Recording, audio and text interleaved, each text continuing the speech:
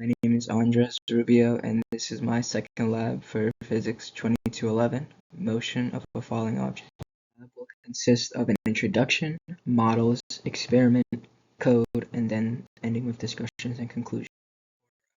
Introduction. To begin, the purpose of the lab is to observe motion of a falling object, in this case an eraser with both an X and Y component. And then we will compare the observed motion with our predicted motion models that we'll make in GlowScript. One will be with drag and with gravity, and one will be without drag, but only with gravity. And through this lab, we can learn the principles of Newton's second law, FEMA, force equals mass times acceleration, alongside the impact that gravity and drag has on the motion of a falling object. And by the end of this lab, we will have observed that the object was influenced by a relationship of its mass and a resultant acceleration due to gravity and drag, which is essentially FEMA, as I said earlier.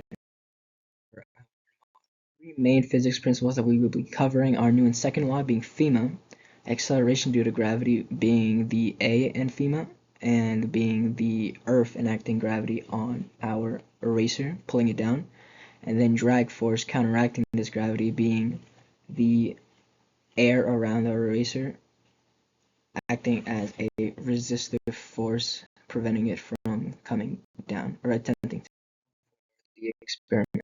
Systems and surroundings are the eraser, gravity and drag which influence the eraser as it descends down, and the initial push that we give it so that it descends down in the first place. So the push that we give it is only in the X component, so as you can see the initial conditions are that the Y component, the Y velocity is 0. The initial Y position I measured is 0.946 for tracker, and the initial time is 0.550 because the recording started before it was pushed. Code for no drag. So on the left you can see the initial conditions that we came up with in tracker. So the mass of the eraser is 0.02, and as you can see the initial Y position is 0.946, which we measured in tracker, and the initial velocity that we pushed the eraser with is 2.0488, which we measured with the slope because X has no external force on it.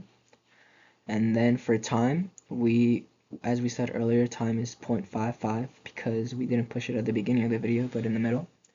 And delta t is 0.001, which is just like, so the intervals at which we're tracking the velocity. And then for the interaction, we have gravity as the acceleration. And then we see on the right here the loop, and what we've changed here is Fnet being gravity times mass, as we saw earlier in FEMA. And we have drag too, but drag is being commented out because in this case there is no drag. And then the rest is just a loop. So as we see here, the only force is mass times gravity, FEMA. We have the observed motion and the predicted motion with no drag side by side, and as we can see, the predicted motion is pretty close, but near the top right you can see that it wasn't able to fully measure compared to observed motion. And that might be because we're lacking drag. Now, as we see here, this is our implementation of drag, our F drag being a constant, which I tweaked into being 0.0023, just the constant that made it as close to the observed motion as possible. And there we see the F drag being implemented in the code.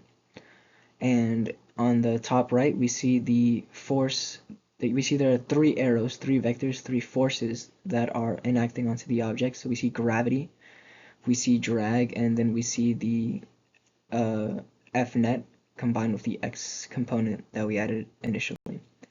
And then at the bottom we see position versus time looking like this. See that the observed motion and predicted motion are way closer because of the effect that drag has on essentially making the results more realistic. Discussions and conclusions.